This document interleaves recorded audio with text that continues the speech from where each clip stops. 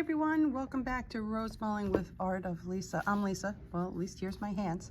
All right, so I'm coming to you from a space that's not my normal studio because I'm actually teaching at a convention right now, and it's very early in the morning before everybody is here. Ready?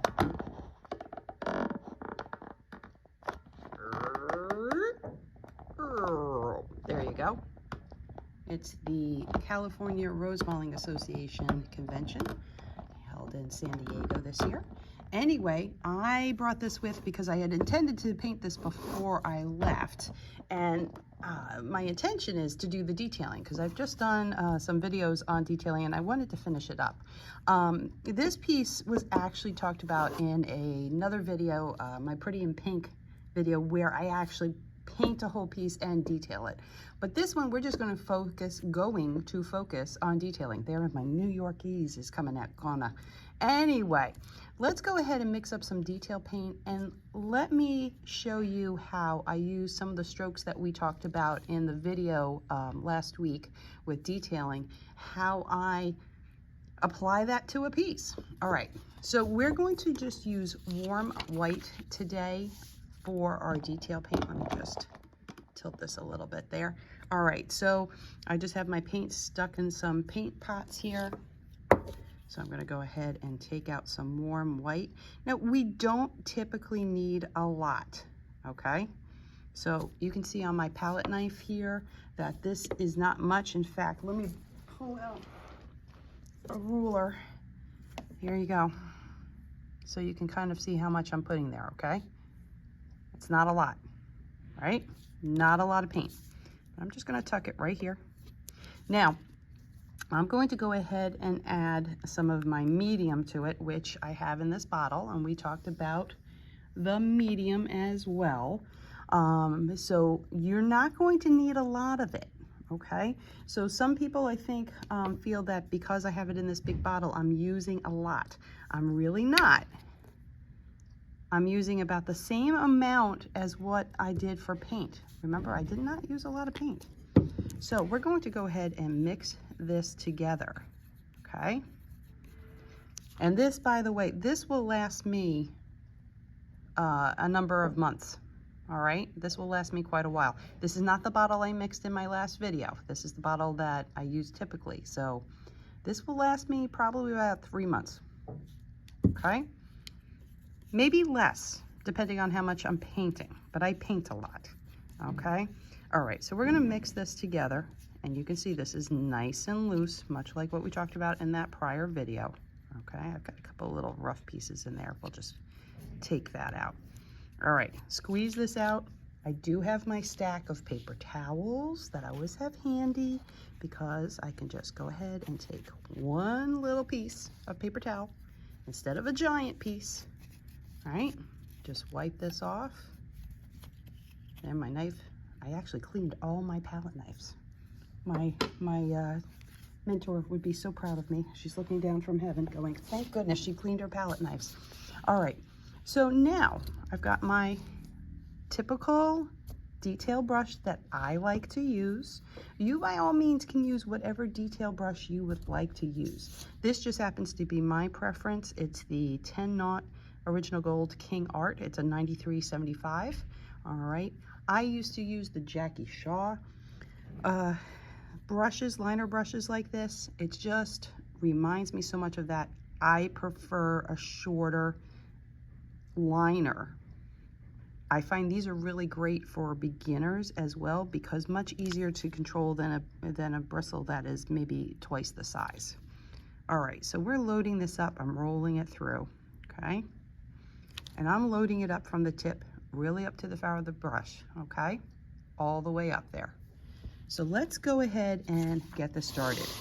Always a lot of talking before I even begin. All right, so I will reference, I referenced before the video that this is shown in, and so the colors will be there. But let's go ahead and give this a little bit of love here. So here's my, I'll just come out a little bit at an angle, so hopefully you can see the angle of my brush as I pull it in here. All right, so I'm gonna go ahead and just give my sepal a little love, the little root of my design, okay? And I'm gonna go ahead. Let's start here. So remember, we're thinking of an airplane coming in for a landing. So I'm gonna go ahead and come down. Now, as I pull up the stroke, can you see I thicken it out? I come in nice and light and then go thicker. Well, now I stopped it. Well, I stopped it because I was running out of room. Now, I certainly can pull this around, but if you're just starting and you can't quite pull this around yet, and you got to this point, well, go ahead and give a little turn here. Load up your brush more if you need.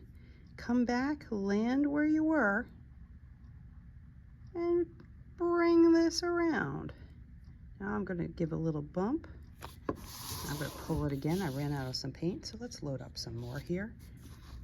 I'm going to bring this around this way. Now, notice I changed this up a little bit.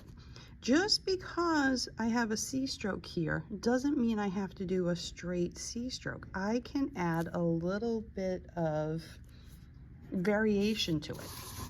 All right, so maybe this next one here, make sure I have enough paint. All right, maybe this next one here, and I'm not coming down as far. Maybe this one, I will come all the way around. Pull that there. Notice I had to come back and load a little paint. That's totally fine, okay? I might need to add a little touch more medium to it.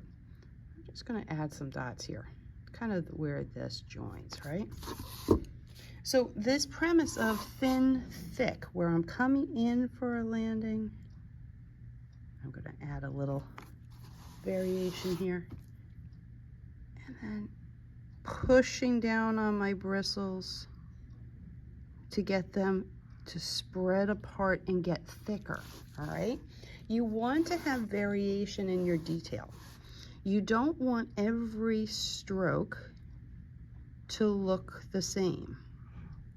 That's one of the interesting things with my detail, especially with the telemark style, which this here is the telemark style of Rosemaling. It's from the telemark region of Norway. And this particular style is very free-flowing. Oh, look, I actually have my map. Look at that. So telemark region, it's down in this area right here, okay?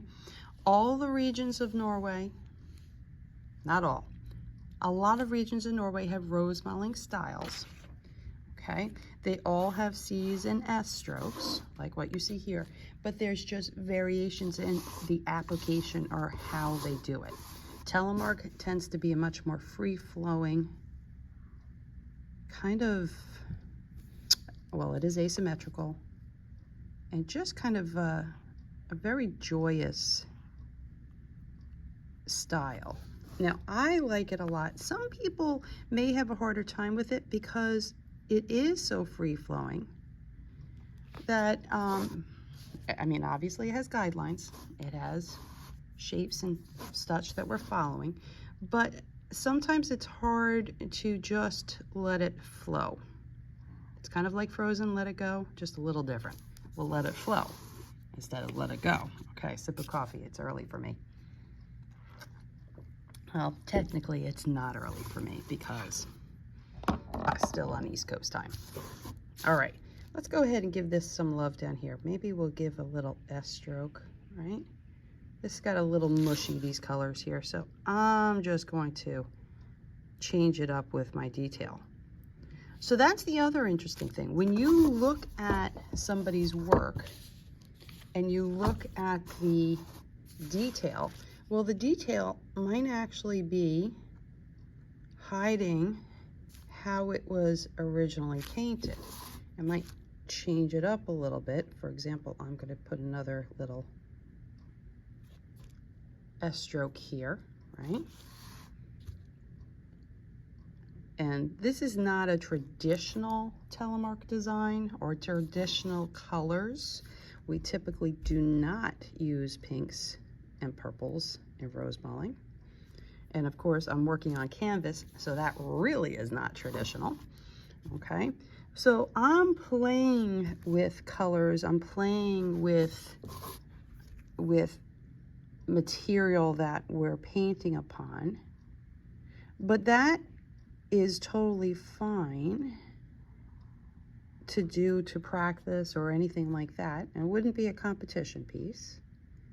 But isn't it fun to just play?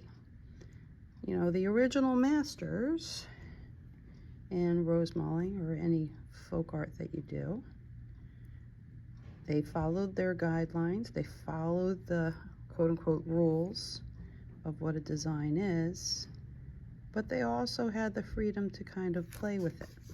Now, when you look at old pieces, whether it's folk art, Rosemaling, in the museum with Van Gogh and Monet or Rubens or whoever you're looking at, you have to remember that they all have muscle memory.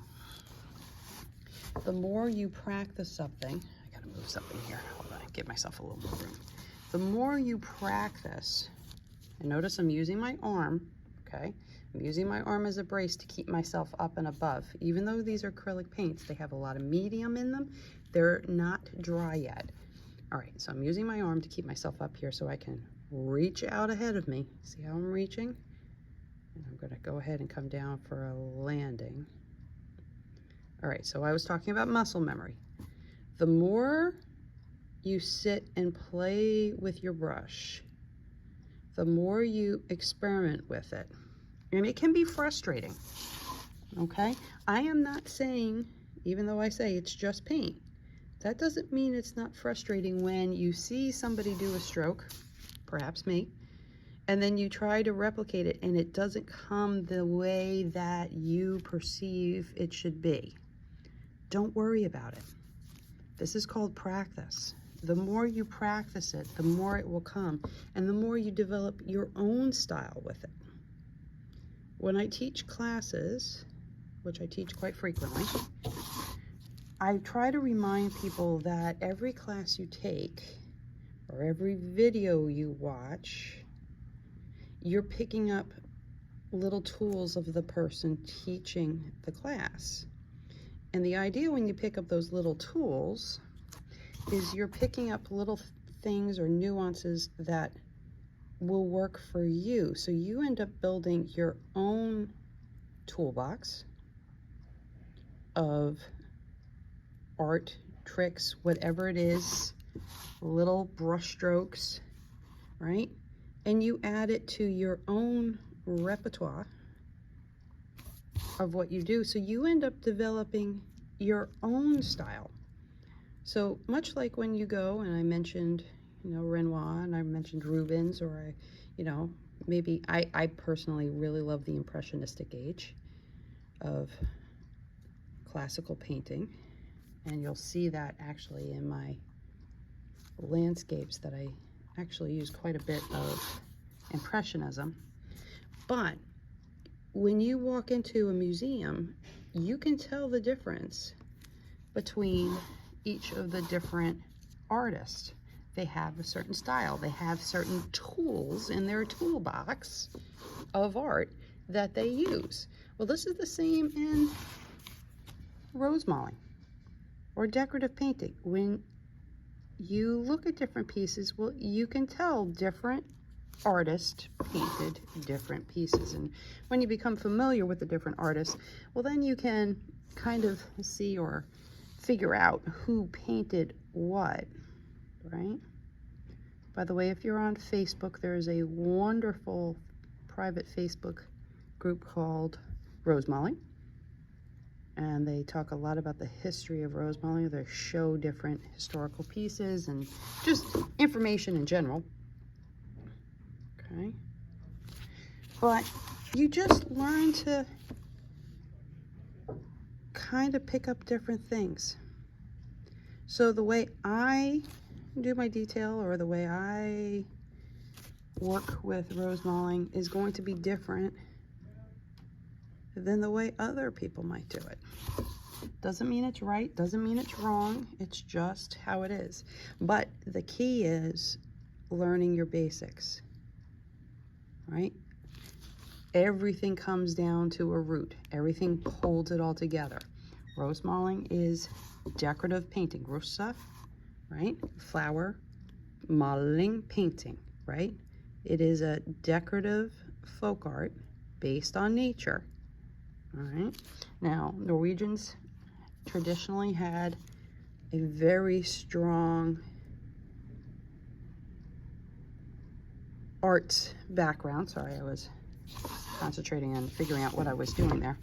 When you look back at the Vikings with their carving on the Viking ships, you look at the jewelry, you look at the Nationaldracht, the native costumes from each region, you look at the embroidery. Everything has quite the artisan, and that was the word I was looking for before, feel to it. So it really had a very rich artisan background to pull together when paints and decorative painters started arriving and doing their thing during the 1600s. So it was a very fertile territory to start on. You can see I'm just working my way up. It's my C's and my S's. I'm reaching out ahead of me and I'm pushing down on those bristles and then taking the pressure off and letting it come to a point. Now I'm painting faster than what I did in my practice videos here, but let me just show you. I'm still doing the same thing. I'm reaching out, I'm pushing down on those bristles to make them spread out, and I'm slowing down to let the tip catch up to me.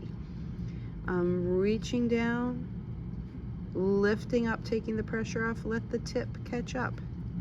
Now, I'm painting faster, but those actions are still the same. Even though I'm in speed up mode, I'm doing the same thing that I said in slow motion.